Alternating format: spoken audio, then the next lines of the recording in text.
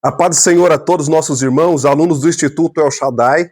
Nós já tivemos uma aula introdutória a respeito da matéria de Cristologia e nós vamos avançar.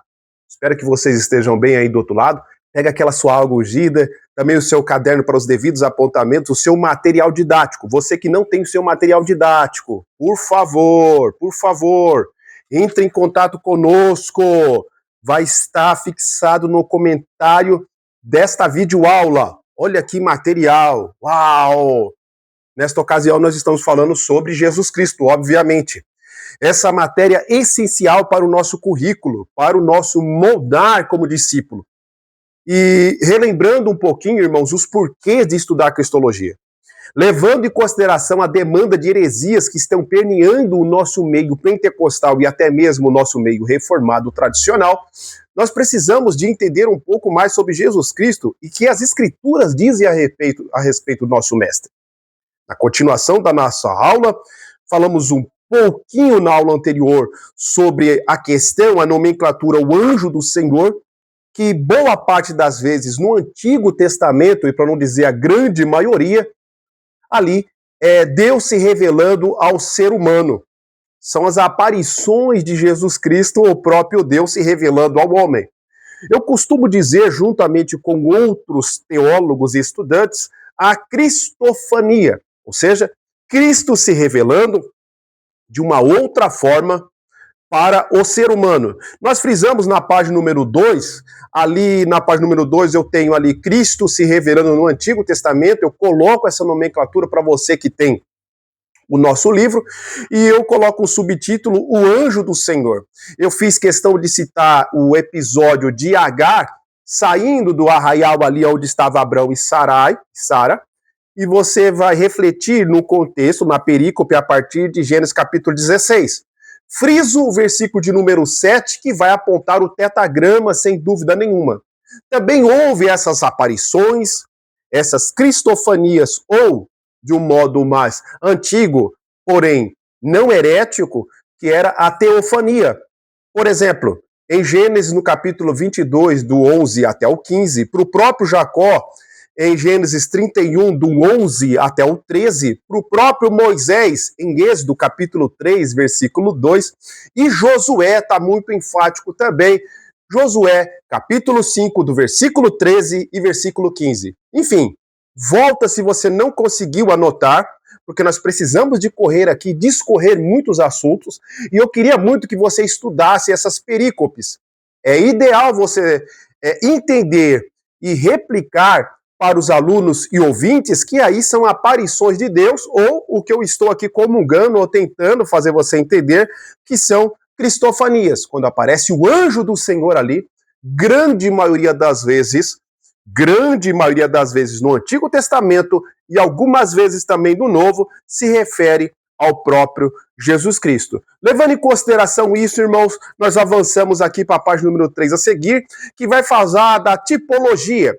É essencial para todo aluno de teologia e também para os estudantes que estão aqui participando desta aula que eu estou deixando no modo público, entendermos um pouco sobre tipologia.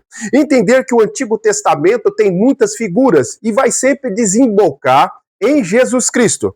A matéria em si, irmãos, eu evoco a sua sabedoria aí do outro lado para entendermos que em todas as nossas ministrações, em todos os nossos estudos, em todas as nossas pregações e homilias, precisamos de colocar mais Jesus Cristo. Estamos entendendo que estão tirando Jesus Cristo, colocando personagens que, obviamente, que você deve refletir aí nas suas aulas, nas suas meditações e pregações via púlpito ou não. Falar de Gideão, de Ana e etc., Jacó, sim, mas sempre coloque Jesus Cristo.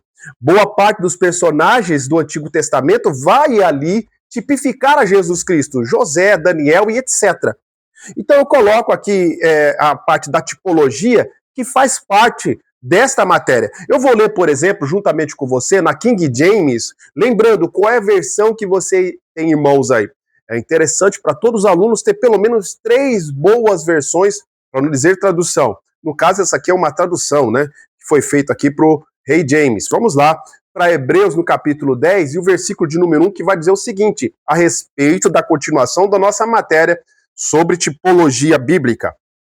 Assim, considerando que a lei oferece somente um vislumbre dos plenos benefícios que hão de vir. E é claro que quando fala da lei, o autor aos Hebreus, que eu prefiro deixar no anonimato, está se referindo à antiga aliança, os escritos da antiga aliança, do Antigo Testamento, como queiram. Continuando, e não exatamente a sua realidade. Jamais poderá, mediante os mesmos sacrifícios repetidos ano após ano, aperfeiçoar que se achegam para adorar. Lembrando, irmãos, tudo é figura no que nós estamos se referindo a algumas partes do Antigo Testamento que vai apontar para Jesus Cristo. É claro que eu vou tentar discorrer algumas das figuras, humanas ou não. Então aqui, irmãos, lembrando, frisar a existência, coloque no seu caderno, frisar a existência do tipo e antitipo, se baseando grande parte das vezes aqui no Antigo Testamento. Então, Antigo Testamento é sombra de uma realidade e sempre tentando desembocar em Jesus Cristo. A valorização dos personagens bíblicos, já falei, mas não vou pedir perdão pela redundância, mas vai acabar te ajudando a frisar melhor. Você deve falar justamente sobre os personagens bíblicos, mas sempre exaltando, colocar Jesus Cristo no patamar que é dele. Ele é o nosso Cristo, ele é o próprio Deus, como nós vamos estudar.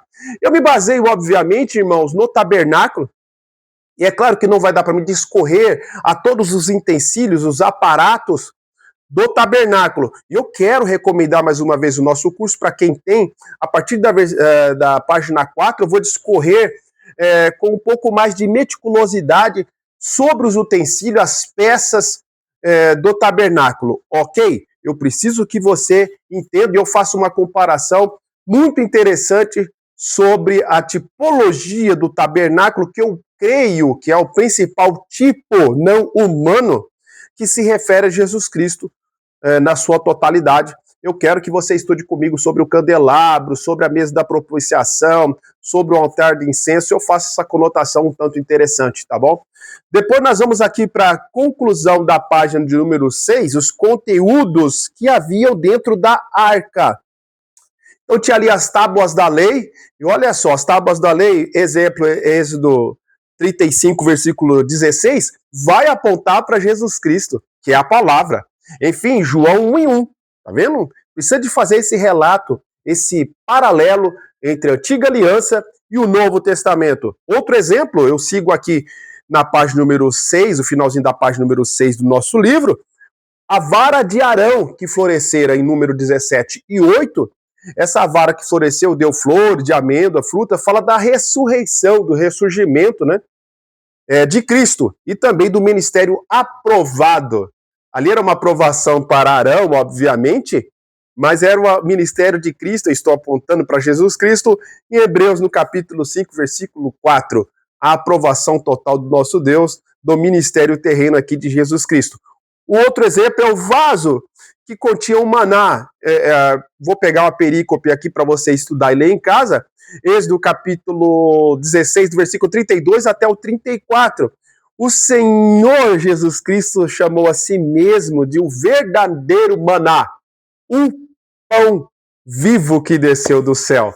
Veja bem como que é bom você fazer essas devidas conotações e essa correlação entre o Antigo Testamento e Novo Testamento, visando sempre Jesus Cristo, que é a matéria em apreço que nós estamos estudando com os amados irmãos. Dito isso, irmãos, nós vamos falar agora sobre a divindade de Cristo. Sobre a divindade de Cristo. Então, falamos um pouco sobre a teofania ou cristofania, Cristo, ou o próprio Deus, aparecendo aos seus servos. Falei um pouquinho sobre tipologia bíblica, e é claro que esse fator é muito interessante e vai requerer dos alunos um pouco mais de apuro. Eu quero sempre, irmãos, lembrar aos amados irmãos e aqueles que são aqui inscritos no nosso canal, que eu estou vendo do outro lado, você está me vendo, obviamente, e eu quero crer que tem pesquisadores aí. Nós precisamos de se tornar pesquisadores das palavras, da palavra de Deus. Procurar os fatos. Eu vejo muitas pessoas, via púlpito especificamente, falar alguma coisa porque ouviu replicando algum pregador, replicando alguém e não dando a fonte. Nós precisamos de entender, como pesquisador, de buscar as devidas fontes. Muitos falam de Flávio Josefo, Eusébio, e às vezes não tem as devidas passagens que eles frisam via púlpito. Do outro lado, eu quero te lembrar, especificamente professores de escola bíblica dominical e pregadores, aqueles que estão municiando a doce e poderosa arma ou palavra de Deus, para ficar mais nos textos bíblicos. Enriquecer, veja bem, a sua aula, as suas ministrações é muito interessante. Mas quando você pega um fato extra-bíblico, faça o possível para dar a fonte. Dê a fonte da onde você está estudando ou explanando aquela possível ideia ou tese. Quero recomendar para vocês aqui, falando sobre Jesus Cristo, é um livro não muito recomendado, já percebi, de Wolfgang Stigman, Jesus e seu tempo. Eu ganhei isso aqui do pastor Isaías. Eu estou devorando ele. Estou na página 500 e alguma coisa, 524, tá? É um livro um pouco mais exaustivo, levando em consideração os evangelhos, obviamente, e ele entra de um modo mais profundo, saindo um pouco da Bíblia, mas dando a parte histórica com fontes. E eu recomendo, entre outros livros que eu estou lendo também, tá bom, irmãos? Então, lembrando aos pesquisadores, abra sua mente para ler um pouco mais. Quantos livros você leu esse ano? Que eu sirva nessa questão de modelo para os senhores, não como padrão, mas de modelo. Eu devo estar, nós estamos aí no meio do ano completamente de 2026, eu devo ter lido pelo menos até o exato momento 15 ou 16 livros completos, tá? Até mesmo em PDF, que eu não sou muito fã, eu prefiro ainda o bom, quando tá cheirando a novo, nesse caso aqui já não está mais, mas é tão bom pegar um livro de uma livraria e você realmente lê-lo, né? Pegar o livro físico é muito importante. Então, irmãos, nós vamos falar um pouquinho sobre a divindade de Cristo, dei esse break aqui, toma sua água, ó. Isso aqui foi um aluno que me deu, o Hudson Ianelli, do Instituto El Shaddai, alunos nossos. E falar sobre a divindade de Cristo. Daqui a pouquinho, irmão, nós vamos falar também sobre a humanidade, e é interessante os irmãos entenderem, né? Eu vou fazer esse paralelo importante, a humanidade vai a partir da página 16, nós vamos entrar na página de número 8, tá? Então vou deixar a parte da tipologia para você estudar um pouco mais em casa sobre o tabernáculo e seus aparatos. Quer entender melhor, irmãos? Eu entro a fundo nessa questão do tabernáculo. Dá para tirar um belo do estudo lá em pregações. Entre em contato conosco para receber o material em PDF aí no conforto do seu lar para você estudar no momento que você puder. Temos vários alunos espalhados aqui nesse Brasil pela misericórdia de Deus. Divindade de Cristo, irmãos. Vamos falar aqui da divindade de Cristo, levando em consideração que eu comecei essa aula falando sobre a importância de estudar sobre Jesus Cristo, né? Exaltar o nosso Cristo, porque nós estamos permeados por heresias, infelizmente. E temos, por exemplo, eu vou pegar um exemplo, as próprias testemunhas de Jeová, que deturpam, infelizmente, né, as escrituras, e quando você vai na TNM, né, tradução do Novo Mundo, especificamente em um dos versículos que eu vou tentar explanar com vocês ao longo das nossas aulas, João 1 está totalmente deturpado. A palavra Deus, por exemplo, você depois pesquise na TNM, vai estar ali em letra minúscula. E era um Deus. Isso é um perigo, irmãos, porque ofende a divindade de Jesus Cristo. Nós não estamos falando, preste bem atenção, de uma doutrina de segunda prateleira. Essa é uma doutrina de primeira prateleira inquestionável. Tanto reformados como os pentecostais tradicionais clássicos coadunam com a mesma ideia. Temos em comum isto.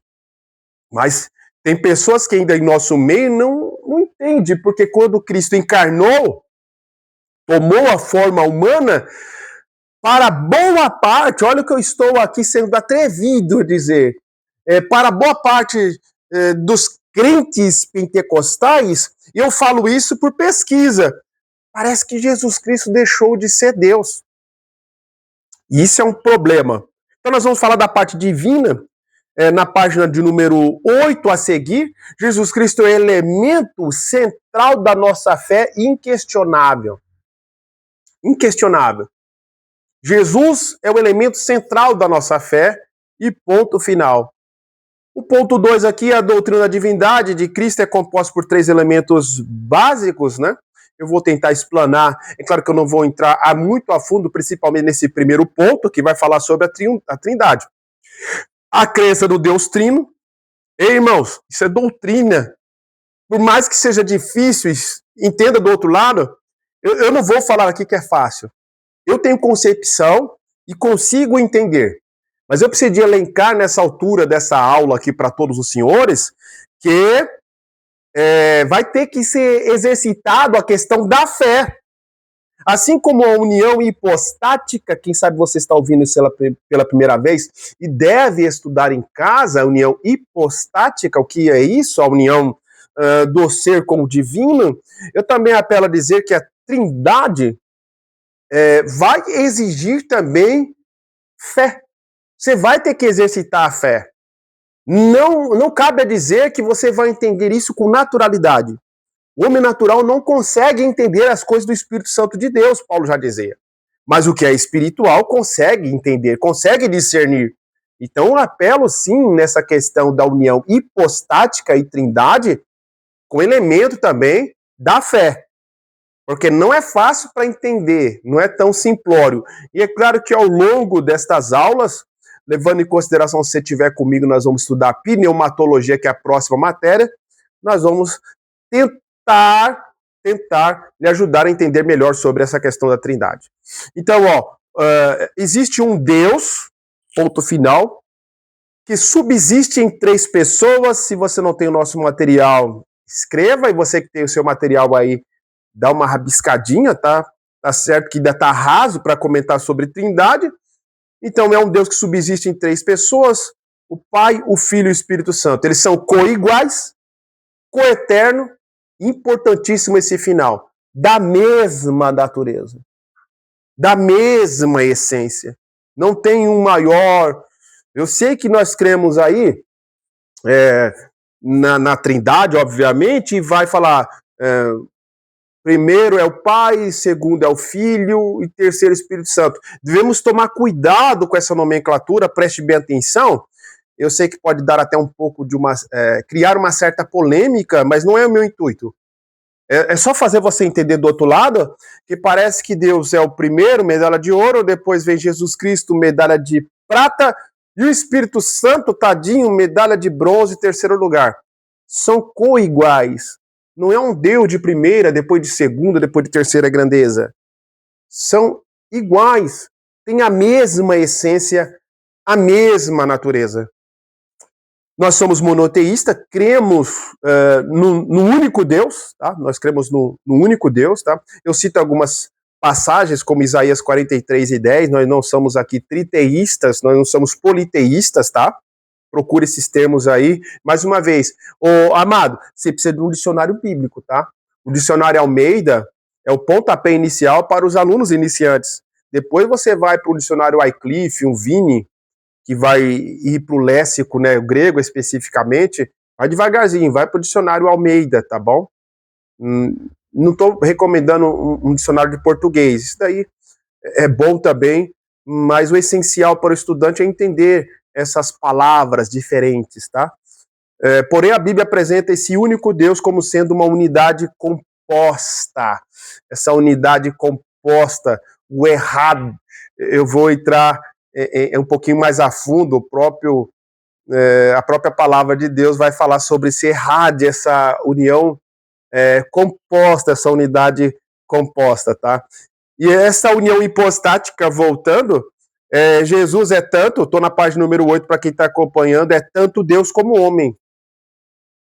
Isso eu estou falando do Cristo encarnado. Ele é também singular no que diz respeito à sua pessoa, sendo ele o Deus perfeito e homem perfeito. Perfeito. Não pecou. Não pecou. Pode parar com isso. Por favor, irmão. tá? E é claro, ele precisava de vir, por exemplo, como homem. Eu já tô na divindade, mas por que ele veio como homem? Eu vou fazer questão aqui de citar 1 Timóteo, vamos para a Bíblia? Abra sua Bíblia em 1 Timóteo, me veio a lume alguns textos, nós vamos tentar ler, tá bom? Abra sua Bíblia, tá gostando da aula? Deixa um joinha, por favor. Se inscreva no nosso canal, recomende. Passe essa aula que é tão importante para os seus grupos de teologia, os seus grupos de WhatsApp. 1 Timóteo, capítulo 1, versículo 15, vai dizer o seguinte: e essa declaração é fiel e digna de plena aceitação. Cristo Jesus veio ao mundo para salvar os pecadores, do quais eu sou o pior. Era a Paula aqui, se sentindo insignificante devido à graça que ele alcançou por parte de Jesus Cristo. Então, Cristo veio para salvar todos os pecadores, tá? E é claro que eu estou dando uma cutucada aqui dos meus colegas calvinistas, né? Que creem na salvação por eleição. Irmãos, Cristo veio para todos. Não tem como tirar o texto óbvio da Bíblia, que é João 3,16. Ele amou o mundo de tal maneira. É o mundo, é o cosmos, para todos. Não faz acepção de A e B. Ele veio principalmente para os pecadores. Está aqui, está bem claro, irmãos. Está bem claro. Porque houve a crucificação, vamos para... Por que houve essa crucificação? Estou falando aqui com Cristo encarnado, né? Antecipando um pouco do assunto da página 16 do nosso livro, mas aproveitando a sua boa atenção. Hebreus capítulo 9, vamos lá achar? Hebreus capítulo 9, e o versículo de número 22 vai dizer o seguinte, uma perguntinha para você anotar, porque houve a crucificação. Por que Cristo morreu, teve que morrer na cruz, padecer tudo aquilo que ele padeceu? Versículo 22, de fato, conforme a lei, ó, antiga aliança, quase todas as coisas são purificadas com sangue, e sem derramamento de sangue não pode haver remissão ou absolvição. Tinha que ser através do sangue, e nada mais perfeito do que o sangue do Cordeiro, imaculado, sem mancha, sem pecado. E através da obra vicária de Jesus Cristo, na cruz do Calvário, nós obtemos essa misericórdia, por isso nós estamos aqui. Oh, glórias a Deus! Irmãos, eu vou dar uma parada, parando na página número 8, tá bom? Falei um pouquinho sobre a divindade de Jesus Cristo e espero você na próxima aula em nome de Jesus. E lembre-se, teologia não esfria!